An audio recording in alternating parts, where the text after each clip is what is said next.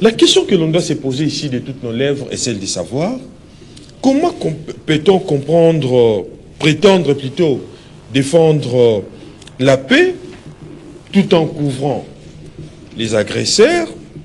Comment peut-on parler d'aide humanitaire quand les véritables causes de la souffrance, c'est en fait l'agression rwandaise et la complicité internationale face à cet état des choses? Votre analyse?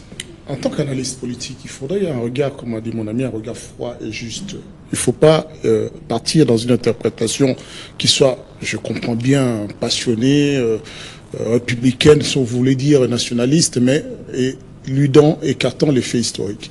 Premièrement, non. Je n'ai pas parlé de toi. Anna, je dis, si vous dites, je ne parle pas de toi. Je vous mets un peu... Je ne parle pas à toi. Non, vous ne parlez pas à moi, mais moi, je suis très allergique dans ça. Lorsque vous dites écartons les faits historiques, votre analyse ne sera pas une analyse complète. Parce que les exemples du passé récent nous encouragent et nous édifient en même temps. En fait, l'histoire, c'est la fondation des analyses positives. On ne peut pas écarter. Oui. Si vous choisissez de ne pas écarter les faits historiques. Non. Très compliqué. Ok. Je reviens à dire, ne restez pas passionné. D'accord? Une chose, si vous me parlez de faits historiques, quand vous parlez de l'opération turquoise, la France a été traumatisée par l'opération turquoise. Est-ce que vous savez pourquoi? Parce qu'elle a été passive lorsque le génocide se commettait. Les militaires français étaient sur le terrain, mais ils ne sont pas intervenus. Ça a fait un cas exceptionnellement turbulent dans la scène politique française, et ça pendant une vingtaine d'années. Un conflit exacerbé avec Kigali. Ils ont commencé à trouver des solutions à ce conflit à l'arrivée de Sarkozy. Comprenez bien, c'est Sarkozy qui commencerait maintenant à dire, voilà, nous avons notre part de responsabilité parce que Paul Kagame les mettait au pilori. Il disait, vous étiez là, vous n'avez rien fait au massacre de Tutsi, vous êtes responsable. Il y avait même un conflit puisqu'il y avait même de certaines personnes dont Paul Kagame a accusé d'avoir commis des exactions qui étaient en France.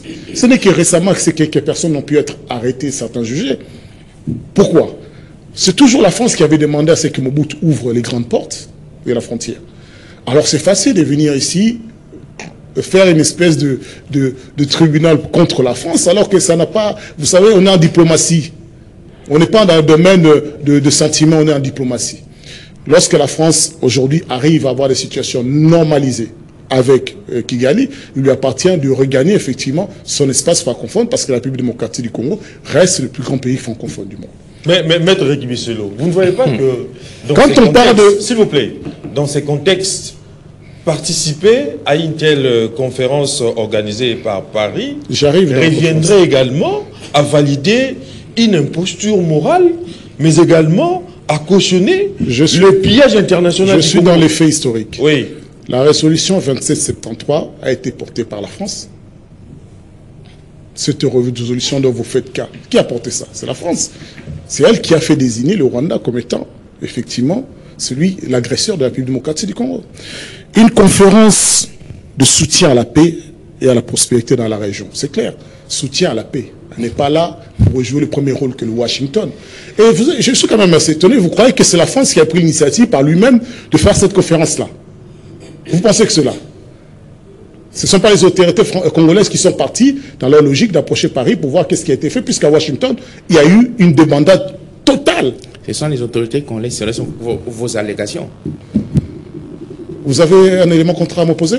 Non, je dis selon vos allégations. Non, mais est-ce que vous avez un élément contraire à m'opposer? Je sais que vous êtes détenteur de pouvoir. Je me suis tué quand vous parliez. Allez-y. Allez-y. C'est quand même incroyable.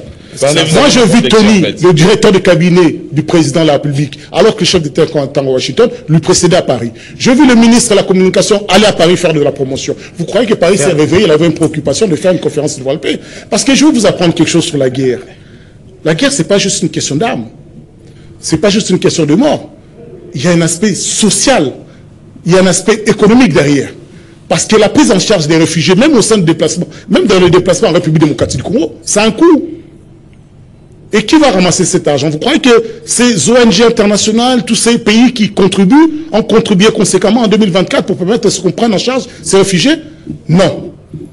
Il y a à peine 16%, ça a été sur le montant demandé pour prendre en charge des réfugiés congolais. C'est ça qui a été obtenu. Aujourd'hui, on vise $1 milliard. Pourquoi? Parce qu'au-delà du fait que les gens se déplacent, mais il faut des médicaments dans certains camps. Il faut des humanitaires. Ces humanitaires, ils viennent d'où? Avec quels moyens? C'est cet autre aspect de la chose qui est prise en place.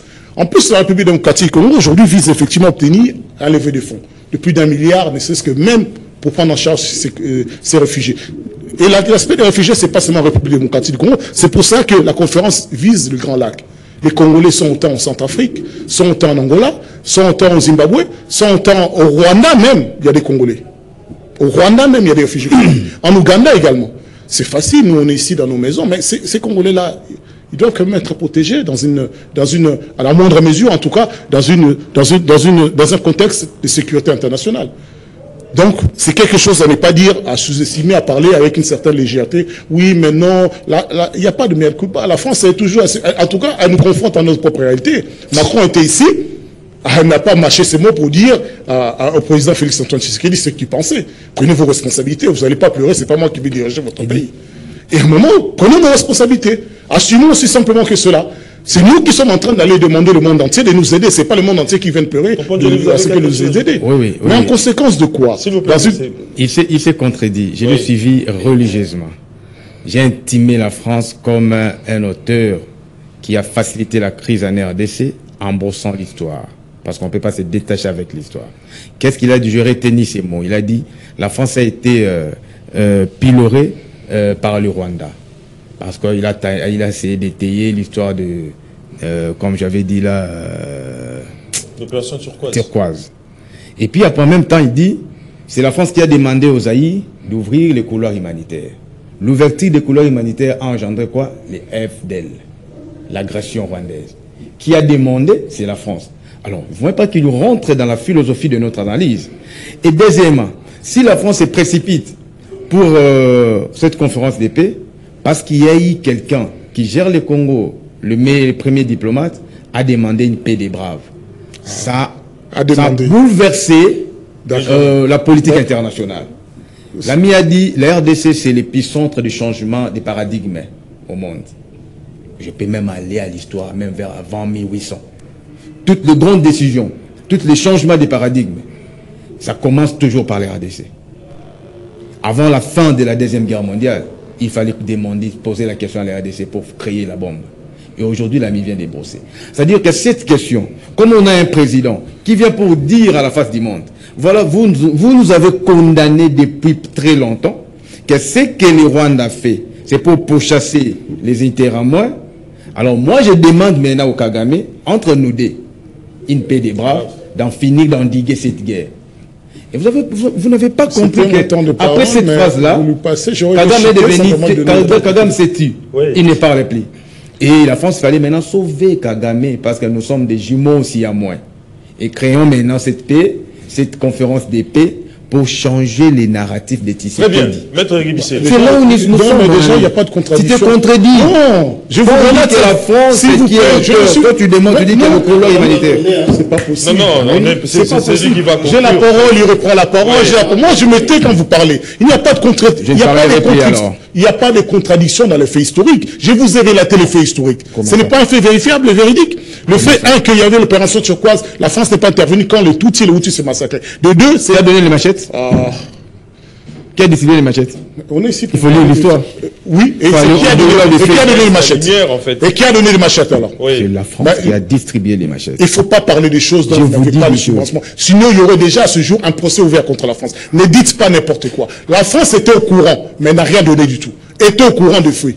Était au courant de tous les mouvements, était même au courant, il y avait même des éléments où ils identifiaient de Tutsis, de Paul Kagame massacrer les autres Tutsis. Pourquoi tu défends la France? Mais je ne descends pas, ce sont des faits historiques. Je vous invite. Je vous invite. Je ne comprends pas. Je ne sais pas les Français, je avec un Français. Vous savez, M. Bisselo. C'est pas vrai. Ils sont pas. Moi, je dirais à M. Bisselo. Il aurait fallu faire un débat avec moi. Dans ce cas-là, je vous aurais amené les éléments. Vous avez amené les éléments. Mais tout commence. Vous savez, aujourd'hui. Là, vous m'interrompez sur un fait. Je n'ai pas besoin d'entendre votre dialogue politique. Non, c'est pas l'ouverture du couloir, l'ouverture c'est votre dialélisme. L'ouverture de ce couloir humanitaire, ça c'est du dialélisme. Franchement. Parce que vous saviez, dans l'histoire, en fait, il y a des faits qui sont saillants, il y a des faits aussi qui sont secondaires. Alors, les faits saillants, pour que nous ayons tout ce que nous avons à l'est du pays. Exact. Cette ouverture. Merci. C'est ça. C'est un fait saillant. En fait, le problème c'est quoi? On veut maquiller l'histoire. Soit parce qu'on a une polarité, on rencontre l'histoire par la polarité. Est-ce que lorsqu'on parle de cette ouverture-là, au moins, il faut comprendre qu'aujourd'hui, la France cherche une manière pour se racheter. Vous connaissez comment est-ce que... Elle ne cherche pas à se si elle se cherche à se racheter... Elle cherche à être rendez-vous. Elle cherche à être rendez-vous économique. Vous savez, ce sont les terres rares qui vont... elle veut avoir sa place au sein de la... Mais lorsqu'elle veut avoir sa place, le verbe à utiliser c'est quoi? Lorsqu'elle veut avoir sa place. On ne se rachète pas, cher. Qu'est-ce qu'on fait? Diplomatie. Lorsque vous voyez... Il a dit une vérité. Il a dit une vérité. Laissez-lui parler alors. Il a dit une vérité avec d'autres vocabulaires. La France veut avoir sa place. Je ne comprends pas, ça change. Une vérité avec une autre vocabulaire, c'est pas une vérité. Il a dit la même vérité avec un autre vocabulaire, c'est pas une vérité. La même vérité dont je suis en train de vulgariser ici. Il a dit, il a accepté cette vérité. C'est la vérité que j'ai énoncée. La France veut se racheter. Il dit la France veut retrouver. Ça signifie quoi? Quand il y a le préfixe ré avant un mot, ça signifie quoi? Donc avant il y a eu quoi? Quand il y a les ré, ça c'est l'école primaire, le préfixe ré. Réattraper, réagir. Non, c'est quoi? Non, s'il vous plaît. Vu qu'ils n'avaient pas des éléments quand ils parlaient, que je vous accorde 2 minutes pour ça ira. Je crois qu'ils ont suffisamment le djihadisme. Moi, je n'ai pas le mais il faut démontrer le djihadisme. S'il vous plaît, je me laissez-lui parler. Pour un oui, pour un non. Vous savez, historique. Quand on est susceptible vers la science, l'histoire et à la vérité. L'histoire est incolore. Il faut raconter l'histoire. En tout cas, je suis obligé d'interrompre l'émission. Il faut raconter l'histoire. Parce que nous sommes arrivés à la fin. Vous êtes polarisé. Nous sommes arrivés à la fin. Je suis obligé d'être. En tout cas, nous sommes arrivés à la fin. Je vous remercie d'avoir répondu à notre invitation. Maître Libselo, je vous remercie. Cissé Traoré, Dio Maélé, Pompon Joly.